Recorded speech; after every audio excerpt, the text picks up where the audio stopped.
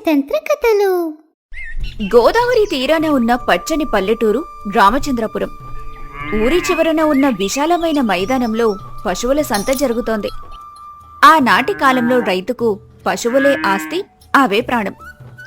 సంతలో రకరకాల శబ్దాలు, ఎడ్ల అరుపులు, బేరసారాల కేకలు, దూరంగా వినిపిస్తున్న సన్నాయి మేళం, జనం గుంపుల మధ్య సందడి. నారాయణ గట్టిగా కేక వేస్తూ, ఓయ్ రామయ్య, ఎక్కడికి పోయావు? ఇటు చూడు, ఈ ఏడాది సంతలో మామూలు గిత్తలు రాలేదో, అన్నీ రాజసం ఉట్టిపడేవే. ఆ మంచు కొండల్లాంటి తెల్లడెద్దులను చూస్తుంటే కళ్ళు చెదురుతున్నాయి. రామయ్య నిదానంగా నడుస్తూ వస్తూ, వస్తున్నాను. ఓయ్ నారాయణ, తొందరపడితే ఎలా? పశువును కొనడం అంటే మన ఇంటికి కొత్త కోడల్ని తెచ్చుకున్నంత జాగ్రత్తగా ఉండాలి. రూపం చూసి మురిసిపోతే రేపు మట్టిలో నాగలి దిగనప్పుడు ఏడుపొస్తుంది. చూసారా అండి, అటు చూడండి, ఆ జనమంతా ఎందుకు గుమిగూడారు? ఏదో పెద్ద జాతర జరుగుతున్నట్టుంది. సూరి దూరం నుండి ఉత్సాహంగా పరిగెత్తుకుంటూ వస్తూ, రామయ్య తాత, జానకమ్మమ్మ, అటు చూడండి, ఆ తూర్పు వైపు ఉన్న వేప చెట్టు కింద ఒక తెల్లటి ఎద్దు ఉంది. అబ్బబ్బా, ఏం రూపం! పాలలాంటి తెలుపు, కొమ్ములు చూస్తే శిల్పి చెక్కినట్టున్నాయి. దాని మెడలో గజ్జెల పట్టీలు ఎంత బాగా మోగుతున్నాయో. నారాయణ బాబాయి ఇప్పటికే దాని దగ్గరికి వెళ్ళిపోయారు. వరలక్ష్మి నారాయణ పక్కన నిలబడి ఆ ఎద్దును చూస్తూ మురిసిపోతూ, ఏవండి, ఇది కదా ఎద్దంటే. మన ఇంటి ముందు ఇది నిలబడితే ఊరంతా మనవైపు చూస్తుంది. ఆ తెలుపు చూడండి, ఎంత స్వచ్ఛంగా ఉందో. మన దొడ్లో ఉన్న మురికి ఎడ్లన్నింటినీ అమ్మేసి దీన్ని తీసుకుని వెళ్దాం. అమ్మగారు, మీరు సరిగ్గా కనిపెట్టారు. ఇది మామూలు ఎద్దు కాదు, మహారాజు. దీని ఖరీదు 700 రూపాయలు. ఒక్క పైసా తగ్గదు. చూడండి, చర్మం ఎంత నున్నగా ఉందో. ఏ రైతుకైనా ఇది దొరకడం అదృష్టం. 700?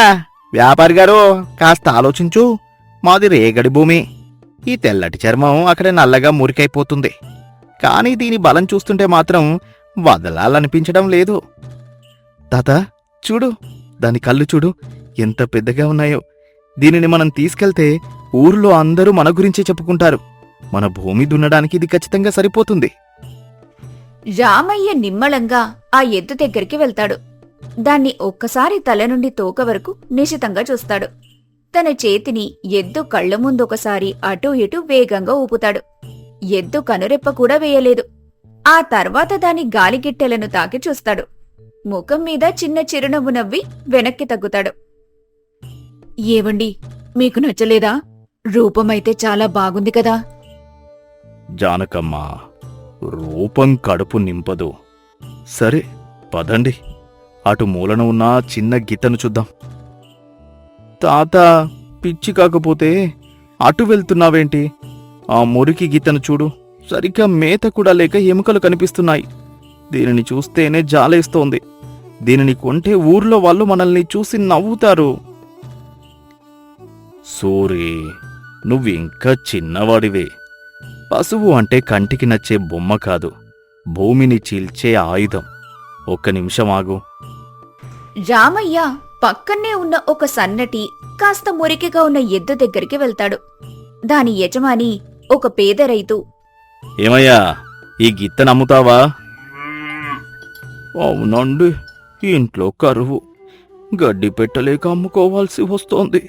చూడ్డానికి ఇలా ఉన్నా ఇది చాలా గట్టిదండి. దీని తండ్రి కూడా ఊర్లో పేరున్న ఎద్దు. దీనికి ఎన్ని పళ్ళొచ్చాయి? గిట్టలు ఎప్పుడు చెక్కించావు? ఇప్పుడే 4 పళ్ళొచ్చాయండి. పలకలు పారిన గిట్టలు. చాలా కసి మీద ఉంది. మీరు దీనిని తీసుకెళ్తే నిరాశపడరండి. ఏమండి రామయ్య గారు, మీకైనా నాకైనా ఊర్లో ఒక గౌరవం ఉంది. మీరు వెళ్ళి ఆ తొక్కు గీతను కొంటారా? అది చూస్తుంటేనే నీరసంగా ఉంది. రేపు పొలంలో నాగలి లాగలేక చతికిలబడితే మీ పరువంతా పోతుంది. నా తెల్ల మహారాజును చూడండి, ఎంత రాజసంగా ఉందో. అవును జానకమ్మ గారు, మీ వారు ఎప్పుడు ఇంతేనా? మంచిని వదిలేసి ఇలాంటి మురికి వాటిని ఎంచుకుంటారా? మా వారు ఏది చేసినా ఒక లెక్కుంటుందమ్మా వరలక్ష్మి. ఆయన కన్ను పడితే అది మామూలుది కాదు. వ్యాపారి గారు, లక్ష్మి అంటే ఆడంబరం కాదు. సరే, ఏమయ్యా రైతు, దీని ధరెంత? 300 ఇవ్వండి చాలు సామి. ఇదిగో 310 రూపాయలు తీసుకో. ఆ 10 రూపాయలు నువ్వు దీనిని ఇంతకాలం ప్రేమగా చూసుకున్నందుకు కానుక. పద సూరి, ఆ సన్నటి ఎద్దును తోలుకుపోదాం. తాత, నీకు వయసు మళ్ళీ బుద్ధి తగ్గిందేమో అనిపిస్తోంది. అందరూ ఆ తెల్లెద్దు కోసం ఎగబడుతుంటే నువ్వు ఈ సన్నటి గిత్తెను కొన్నావు. ఊర్లోకి వెళ్తే నారాయణ బాబాయ్ మనల్ని ఆట పట్టిస్తారు. సూరి, కాలం అన్నిటికీ సమాధానం చెబుతుంది. నడవండి. 2 రోజుల తర్వాత ఊరి మధ్యలో ఉన్న రచ్చబండ దగ్గర ఊరి జనమంతా చేరారు. నారాయణ తన తెల్ల ఎద్దును గర్వంగా ఊరేగిస్తూ తెచ్చాడు. దాని మెడలో కొత్త గంటలు, కొమ్ములకు రంగులు వేశాడు. వెనకాలే రామయ్య తన సన్నటి ఎద్దును నిదానంగా తోలుకుంటూ వస్తున్నాడు. ఓయ్ రామచంద్రాపురం రైతులారా, ఇటు చూడండి. నేను సంతలో 700 పోసి తెచ్చిన రాజహంస. ఇక నా పొలంలో పంటలు పండడం చూడండి. మరి మన రామయ్య గారు తెచ్చిన గీతను కూడా చూడండి. చూస్తుంటే పక్కటెముకలు లెక్క పెట్టొచ్చు. నిజమే నారాయణ గారు, రామయ్య గారిని ఎవరో మోసం చేసినట్టున్నారు. ఇంత సన్నటి ఎద్దు మన రేగడి మట్టిలో అడుగు కూడా వేయలేదు. చూసారో జానకమ్మ గారు, ఊరంతా ఎలా నవ్వుతున్నారు. నా మాట వినాల్సిందే. ఆ తెల్ల ఎద్దు ఎంత బాగుందో చూడండి. వరలక్ష్మి, బంగారం మీద మెరుగు ముఖ్యం కాదు, దాని స్వచ్ఛత ముఖ్యం. మా వారుకున్న ఈ ఎద్దు రేపు పొలంలో ఏం చేస్తుందో మీరే చూస్తారు. నారాయణ, అందం కళ్ళకి ఆనందం ఇస్తుంది గాని నాగలికి బలాన్ని ఇవ్వదు. రేపు ఉదయం మన పల్లపు భూముల్లో దుక్కి దున్నాలి కదా, అప్పుడు చూద్దాం ఎవరి ఎద్దు ఎంత గొప్పదో. మరుసటి రోజు తెల్లవారుజామున నారాయణ తన తెల్ల ఎద్దును, రామయ్య తన సన్నటి ఎద్దును పొలానికి తెచ్చారు. ఊరి జనమంతా పరీక్ష చూడ్డానికి వచ్చారు. రామయ్యోయ్, సిద్ధమా? నా ఎద్దు అడుగు వేస్తే భూమి గడగడలాడుతుంది. మొదలుపెట్టు నారాయణ, నీ ఎద్దు ప్రతాపం చూద్దాం. నారాయణ తన తెల్ల ఎద్దుకు నాగలి కట్టాడు. గట్టిగా అదిలించాడు. కాని చిత్రంగా ఆ తెల్ల ఎద్దు అడుగు ముందుకు వేయటం లేదు. తడబడుతోంది. నేరుగా నడవకుండా పక్కకు వెళ్తోంది. దాని కళ్ళు దేన్ని సరిగ్గా చూస్తున్నట్టు లేవు. ఏయ్, అటెటు పోతావు? నేరుగా నడు. చల్ చల్. ఇదేంటి, దీనికి ఏమైంది? సంతలో ఎంత నిలకడగా ఉంది, గట్టును కూడా చూడడం లేదు. ఏవండి, అదెందుకలా తిరుగుతోంది? పక్కనే ఉన్న గోతిని కూడా చూడకుండా అడుగు వేస్తోంది. ఆగు నారాయణ, ఆగు. నువ్వు ఎంత కొట్టినా అది ముందుకు వెళ్ళదు. ఎందుకంటే దానికి కళ్ళు కనిపించడం లేదు. ఏంటి, కళ్ళు కనిపించకపోవడమా? అంత బాగున్న ఎద్దుకు కళ్ళు కనిపించకపోవడమేంటి? నేను సంతలోనే చూశాను.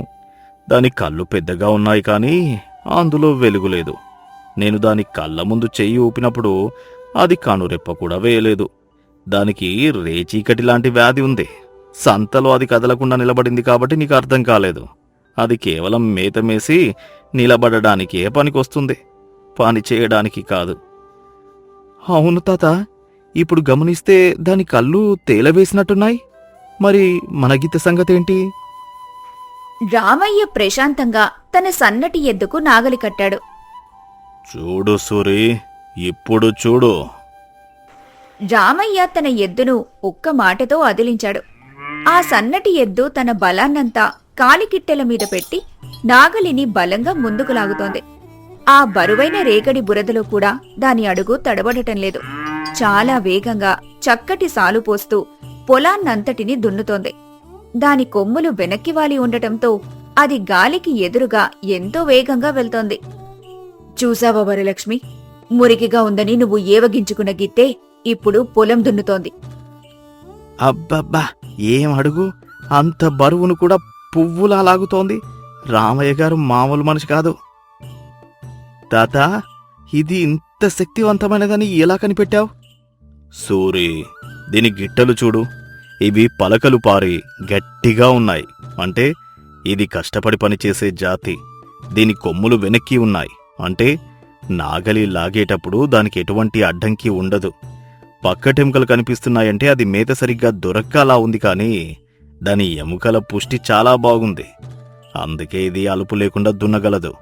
దీని కళ్ళు చూడు ఎంత తీక్షణంగా ఉన్నాయో. చిన్న పురుగు కదిలినా అది కనిపెట్టగలదు. ఎంత తప్పు చేశాను రామయ్యోయ్! పై మెరుగులు చూసి 700 పోసుకున్నాను. ఇప్పుడు దీనితో ఒక అడుగు కూడా వేయించలేకపోతున్నాను. నా డబ్బంతా బురదలో పోసినట్టే అయ్యింది. నారాయణ, బాధపడకు. ఇది మన అందరికీ ఒక పాఠం.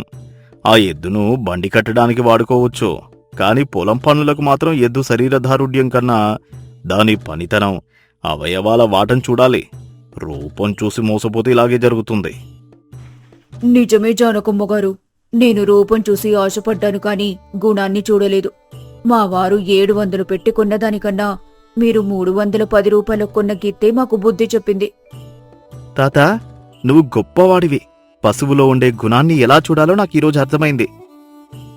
నాయనా, మనుషులైనా పశువులైనా సరే పైన కనిపించే రంగు, ఆకారం కాలంతో పాటు మారిపోతాయి. కాని లోపల ఉండే గుణం, పనితనం మాత్రం ఎప్పటికీ రైతుకు తోడుగా ఉంటాయి. లక్ష్మీదేవి ఎప్పుడూ కష్టపడే చోటే ఉంటుంది, మెరిసే చోట కాదు. సాయంత్రం అవుతోంది. ఆ సన్నటి గిత్త పొలాన్నంతటిని దున్ని ఉత్సాహంగా ఇంటివైపు నడుస్తోంది. గ్రామ ప్రజలందరూ రామయ్య గారి తెలివిని మెచ్చుకుంటున్నారు. రామయ్యోయ్, వచ్చే ఏడాది నుంచి నేను కూడా నీతోనే సంతకొస్తానోయ్. నీ కన్ను పడితేనే అది అసలైన పశువు. నా అహంకారం తొలగించావు. అలాగే నారాయణ, మన పల్లెటూరిలో అందరం కలిసి ఉంటేనే బలం. పశువులను మన బిడ్డల్లా చూసుకుందాం. పదండి, చీకటి పడుతోంది. రామయ్య తన ఎద్దును నిమురుతూ ఇంటికి చేరుకున్నాడు. పైరూపం చూసి ఏ వస్తువును గాని ఏ ప్రాణిని గాని తక్కువ అంచనా వేయకూడదు. బాహ్య సౌందర్యం కంటే అంతర్గత సామర్థ్యమే మిన్న. మల్లెవరం అనే గ్రామం. పచ్చని పొలాలు, పాడి పశువులతో కళకళ్లాడే ఊరు. కోటయ్య తన ముసలి ఎద్దు బసవన్నకు గడ్డి వేస్తూ దాన్ని నిమురుతున్నాడు. బసవన్న ఒక కాలు కొంచెం కుంటుతోంది. ఏరా బసవన్న, కాలు నొప్పిగా ఉందా? ఆనాడు ఆ పెద్ద వరదలో బండిని లాగినప్పుడు బెనికిన కాలు కదా, ఇంకా నిన్ను బాధిస్తూనే ఉందా? నువ్వు లేకపోతే ఆ వరదలో నేను, నా కుటుంబం ఏమైపోయేవాళ్ళమో. నీ రుణం నేను ఈ జన్మలో తీర్చుకోలేను తండ్రి. అంతలో పశువుల దళారి రంగడు అక్కడికొచ్చాడు. ఏమయ్యా కోటయ్య, ఇంకా ముసలి ఎద్దుకు సేవలు చేస్తూనే ఉన్నావా? అది ఎందుకు పనికిరాదు కదా, దానికి మేత దండగ తప్ప. నిన్న సంతలో కూడా దీని గురించి అడిగారు. నోరు ముయ్యి రంగడు, వీడు నాకు ఎద్దు కాదు, నా పెద్ద కొడుకు. 15 ఏళ్లు నా పొలంలో కష్టపడ్డాడు, నా సుఖదుఖాల్లో తోడుగా ఉన్నాడు. ఇప్పుడు ముసలివాడయ్యాడని, కాలు కుంటుతున్నాడని బయటపారేయమంటావా? కన్నబిడ్డలకు ముసలితనం వస్తే అలాగే చేస్తావా? నేను పారేయమనలేదు కోటయ్యా, నాకు అమ్మేయమని అంటున్నాను. నీకు 4 డబ్బులు వస్తాయి, ఆ డబ్బుతో కొత్త దూడను కొనుక్కోవచ్చు కదా. ఈ ఎముకల గూడు నీకెందుకు? దీని చర్మం కూడా ముడతలు పడిపోయింది. ఛీ, నీ డబ్బు వద్దు, నీ సలహా వద్దు. వీడు నా ఇంట్లోనే ఉంటాడు, నా కళ్ళ ముందే ఉంటాడు. నీలాంటి కసాయివాడికిచ్చి వీడినిచ్చా. పశువులంటే నీకు మాంసం ముద్దలు కావచ్చు, నాకవి ప్రాణ సమానం. వెళ్ళి ఇక్కడి నుంచి. పక్కన్నే ఇదంతా చూస్తున్న పక్కింటి రవి నవ్వుతూ కలగజేసుకున్నాడు. ఏం తాత, రంగడు చెప్పే దాంట్లో నిజముంది కదా. ఆ ఎద్దు ఇప్పుడు అరక లాగలేదు, బండి లాగలేదు, కేవలం తిని కూర్చోవడమే కదా. ఈ కరువు రోజుల్లో దానికి మేత వేయడం అవసరమా? అమ్మేస్తే పీడ పోతుంది కదా. చూడు, నేను కొత్త ట్రాక్టర్ కొందామనుకుంటున్నాను, దానికి మేతక్కరలేదు, అలుపు రాదు. రవిబాబు, నీకు ఇంకా లోకం తెలియదు. యంత్రాలకు ప్రాణముండదు నాయనా. అవి మన కష్టసుఖాలు పంచుకోలేవు. పశువులంటే కేవలం పనిముట్లు కాదు, అవి మన కుటుంబ సభ్యులు. వీడు నా యవ్వనంలో నాకు తోడుగా ఉన్నాడు. నా బిడ్డల పెళ్లిళ్లకు, నా ఇంటి అవసరాలకు వీడే గదా ఆధారం. పనిచేయలేనంత మాత్రాన అమ్మేయడం ధర్మం కాదు. కృతజ్ఞత అనేది మనిషికుండాల్సిన మొదటి గుణం. ఓహో, నీ ధర్మం నీది తాత. కాని ఇప్పుడు రోజులు మారాయి. లాభం లేనిదే ఏది ఉంచుకోకూడదు. రేపొద్దున దీనికి జబ్బు చేస్తే మందులకు కూడా డబ్బులు ఖర్చవుతాయి. అప్పుడు తెలుస్తుంది నీకు. భావాలు కడుపు నింపవు. పార్వతమ్మ లోపలి నుంచి వస్తూ, ఎందుకు బాబు అలా అంటారు? మా ఆయనకు ఈ బసవన్నంటే ప్రాణం. మాకు తిండి లేకపోయినా పర్లేదు, కాని దీనికి గడ్డి వేస్తాం. మాకు లేని బాధ మీకెందుకు? మీరు మీ పని చూసుకోండి. సరేలే కోటయ్యా, నీ కర్మ. తర్వాత నీకే బుద్ధి వస్తుందిలే. రేపు మళ్ళీ వస్తాను. అప్పటికి నీ మనసు మారుతుందేమో చూద్దాం. రంగడు విసుక్కుంటూ వెళ్ళిపోయాడు. సాయంత్రం వేళ రవి రచ్చబండ దగ్గర తన స్నేహితులతో మాట్లాడుతూ ఉన్నాడు. అక్కడ పుల్లయ్య అనే వృద్ధుడు కూడా ఉన్నాడు. చూశారా ఆ కోటయ్య గారి చాదస్తం? ఆ ముసలి ఎద్దును నెత్తికెక్కించుకుని ఊరేగుతున్నాడు. దాన్ని అమ్మేస్తే వచ్చే డబ్బుతో కనీసం ఇంటికప్పు బాగు చేయించుకోవచ్చు కదా.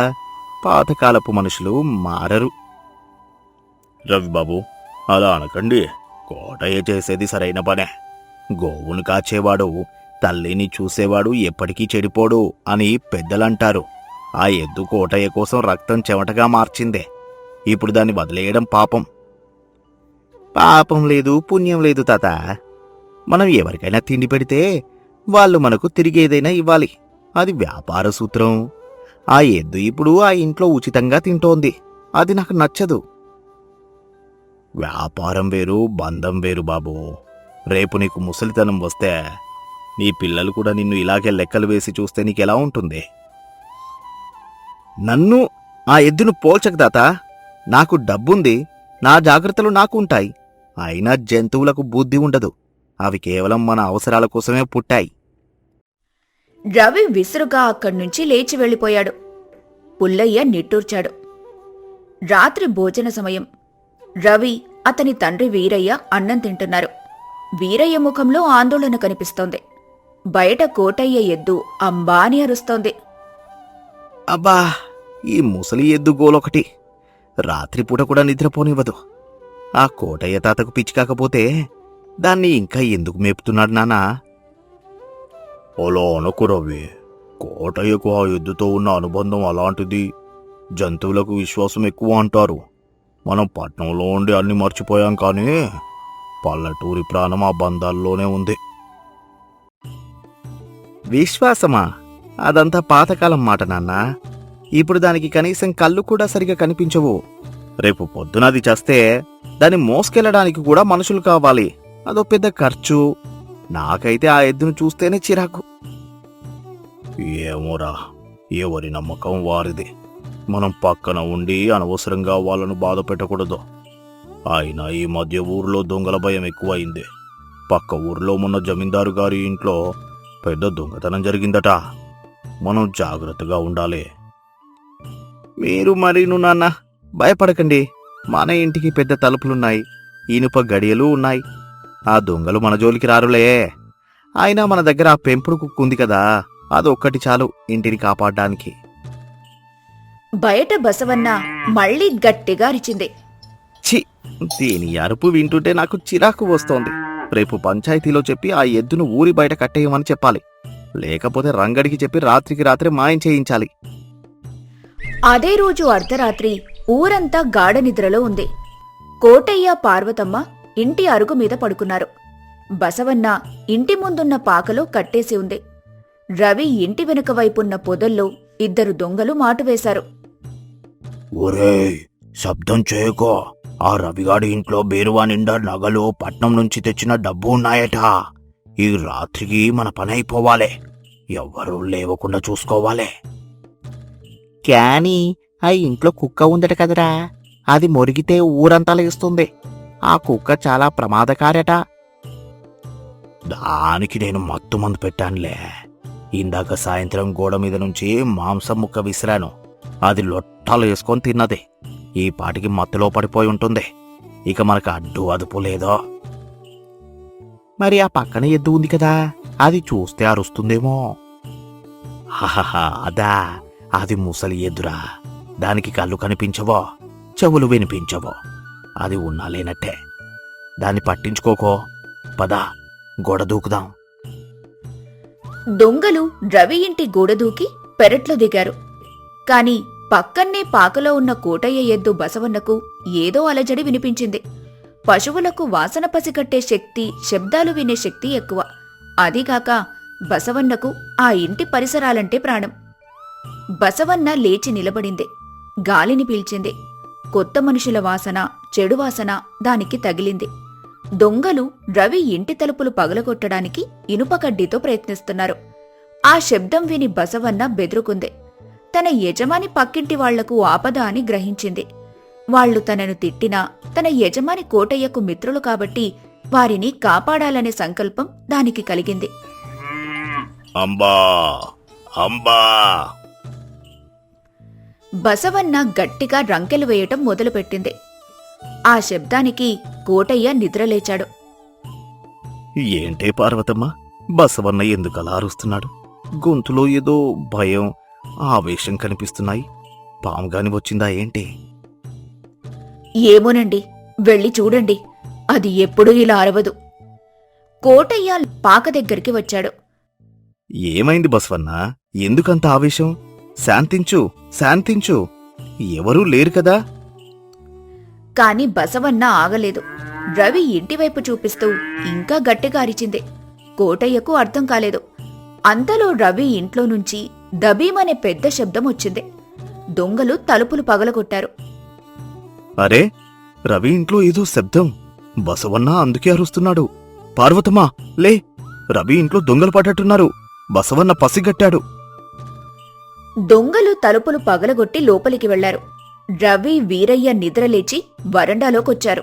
దొంగలు వారిని చూసి, ఏయ్, నోరు మెదపకుండా అక్కడ కూర్చోండి. బీరువా తాళం ఎక్కడా? మర్యాదగా ఇవ్వండే.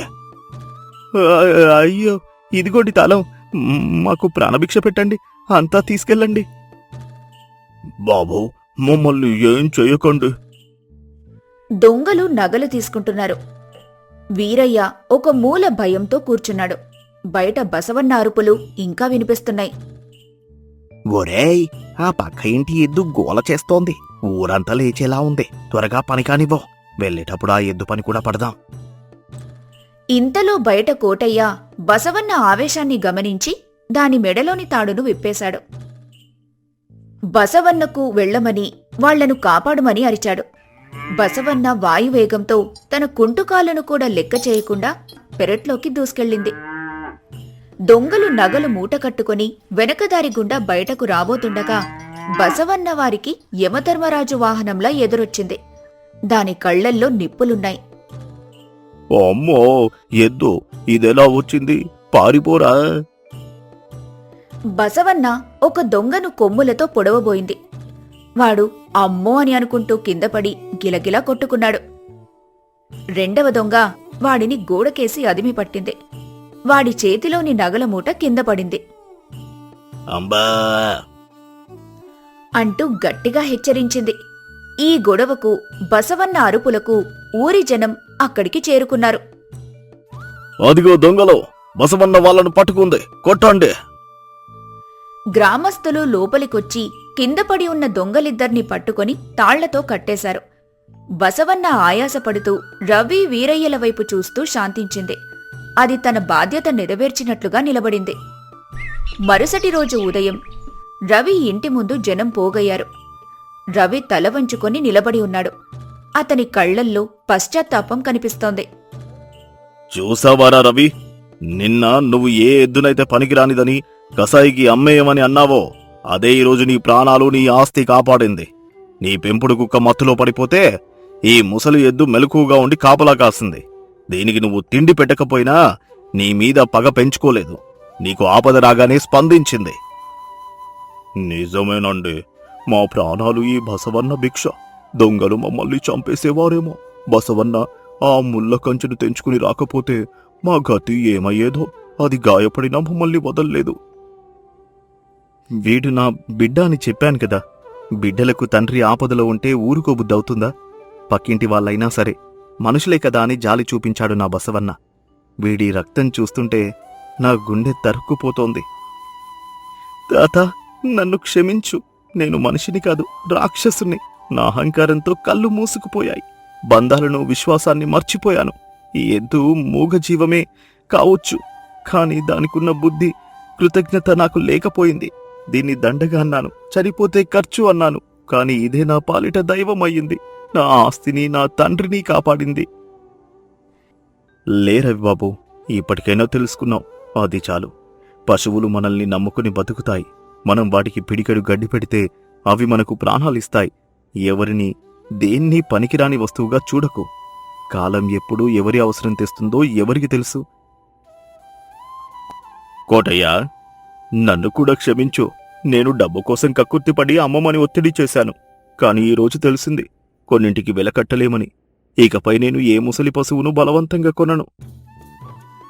పోనీలేండి, అంతా మంచికే జరిగింది. బసవన్నకు దెబ్బ తగిలింది కాని ప్రాణాపాయం లేదు.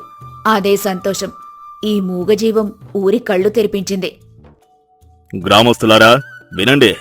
ఈ రోజు నుంచి మన ఊర్లో ఏ పశువు ముసలిదైనా దాన్ని ఎవరూ కసాయికి అమ్మకూడదు. వాటిని పోషించే బాధ్యత ఊరి ఉమ్మడి బాధ్యత. మనం గోశాల కట్టిద్దాం. బసవన్న మనందరికీ గుణపాఠం నేర్పాడు. గ్రామస్తులందరూ చప్పట్లు కొట్టారు. రవి స్వయంగా వెళ్లి బసవన్నకు అరటి పండ్లు బెల్లం తినిపించాడు. ఆ దృశ్యం చూసి కోటయ్య కళ్లల్లో ఆనంద బాష్పాలు రాలాయి. పశువులకు మనుషుల తప్పులను క్షమించే గుణం కూడా ఉంటుందని అక్కడున్న వారందరికీ అర్థమైంది. చూసావా బసవన్న, నిన్ను ఎగతాళి చేసిన వల్లే ఈరోజు నీకు దండం పెడుతున్నారు. నువ్వు గెలిచావు తండ్రి. నీ రుణం నేను తీర్చుకోలేను. విశ్వాసమనేది మనుషుల కన్నా జంతువుల్లోనే ఎక్కువగా ఉంటుంది. రూపం, వయసు చూసి ఎవ్వర్నీ తక్కువ అంచనా వేయకూడదు. కృతజ్ఞతకు భాష అవసరం లేదు, భావం చాలు. మనల్ని కాపాడేది డబ్బు కాదు, తోటి జీవుల పట్ల మనం చూపించే ప్రేమ.